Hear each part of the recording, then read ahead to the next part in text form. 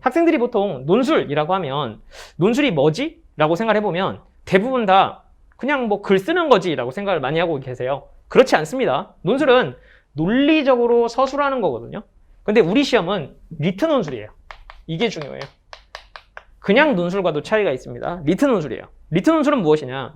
이게 예비법조인의 글쓰기 능력을 보려는 시험입니다. 그러면 법조인은 뭘 하는 사람이냐? 이걸 아실 필요가 있겠죠? 법조인은 주장을 하는 사람입니다.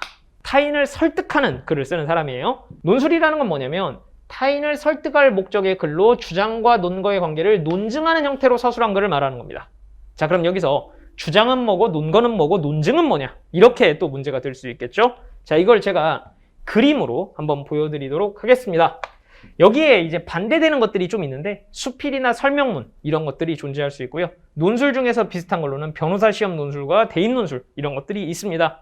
자, 이 개념을 한번 생각을 해주시길 바랍니다. 우리의 목적은 타인을 설득할 목적의 글을 쓰는 거예요. 타인을 설득할 목적의 글이라고 했습니다. 학생들이 가장 크게 착각하는 게 이겁니다. 목적의 글이라고 되어 있죠. 자, 예를 들어 볼게요. 예전에 무슨 일이 있었냐면 삼성하고요, 애플하고 크게 소송이 한번 걸렸습니다. 유명한 소송이었는데 반도체로도 소송이 한번 걸렸고요. 아이폰에 보면 이렇게 그 둥글린 부분, 이렇게 둥글린 부분이 있죠. 이 둥그렇게 된 이 라운드 처리한 부분, 이 라운드 처리한 부분이 과연 지적재산권인가? 이런 걸 가지고서 소송이 걸린 적이 있어요. 자, 문제는 이렇게 됩니다. 자, 만약에 이 두 회사가 반도체에 관련된 소송을 진행한다고 쳐보겠습니다. 자, 그럼 문제가 되는 부분이 있겠죠? 이걸 갖다가 삼성 쪽 변호사와 애플 쪽 변호사가 누구 앞에서 싸우게 되냐면 판사 앞에서 싸우게 돼 있죠? 판사 앞에서 싸우게 돼 있는데 판사는 그러면 이러한 반도체의 전문가일까요? 반도체 전문가가 아닐 가능성이 높습니다. 그럼 문제가 뭐가 돼 있냐면 어떠한 기술적인 특성들이 있겠죠?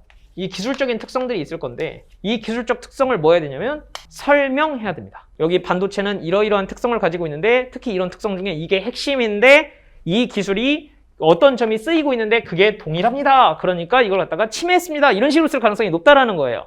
자, 그럼 여기서 문제가 됩니다. 이 설명이 엄청나게 길어요. 반도체니까 굉장히 어려울 거 아니겠어요?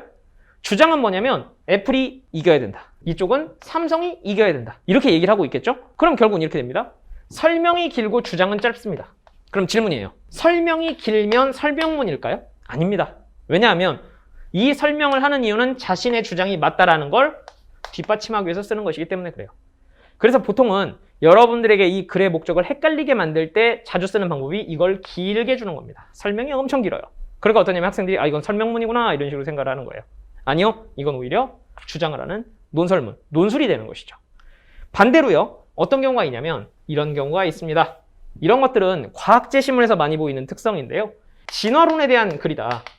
진화론에 대한 글이라고 치면 진화라고 하는 것은 P라는 것이다 라고 설명을 하면서 그런데 이 P에 대해서 P1이라고 주장하는 A라고 하는 학자가 있고 이 진화론에 대해서 P2라고 주장하는 B라고 하는 학자가 있다. 그래서 각각 뭘 하고 있냐면 자신의 입장이 타당하다고 주장을 하고 있다. 이렇게 쓴 다음에 그러나 이 두 입장 모두 다 P라는 입장에 대해서는 P라는 것에 대해서는 어떻다? 둘 다 사실이라고 인정하고 있다. 그러나 그 P라고 하는 사실을 어떻게 해석해야 될 것이냐를 두고 논쟁이 되고 있다. 이런 식으로 논리를 쓰는 경우가 있습니다. 그러니까 어떠냐면 여기도 주장이 나오고 여기도 주장이 나오니까 이 주장이 되게 길어요. 근데 문제는 뭐냐면 정보를 전달하고 싶은 겁니다. P라고 하는 사실, 진화론에 있는 P라고 하는 원칙, P라고 하는 이론을 설명하려는, 즉 정보를 전달하는 목적으로 각각의 주장들을 쓰고 있는 것이죠. 이 경우는 뭐라고 말할 수 있냐면 설명문이라고 말할 수 있습니다. 왜냐하면 정보를, P라고 하는 정보를 전달하는 것이 목적이고 그것을 위해서 각각의 주장들을 통해서 이거를 뒷받침하고 있기 때문에 그렇습니다. 그래서 설명문이냐 논설문이냐는 길이로 결정하는 것이 아니라 목적이 무엇이냐로 결정하는 겁니다. 이것이 대단히 중요하다는 점, 그 점을 생각해 주시면 되겠습니다.